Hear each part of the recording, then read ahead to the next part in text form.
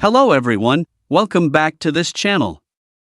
In this video, I will show you the easy and clear steps on turn on custom object assigned to you on HubSpot application.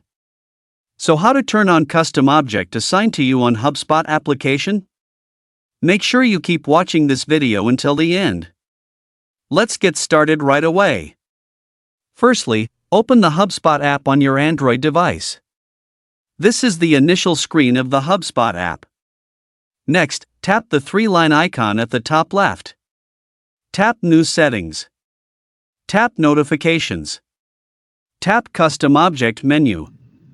And tap Custom Object assigned to you. So that's it, tutorial how to turn on custom object assigned to you on HubSpot application. Thank you for watching.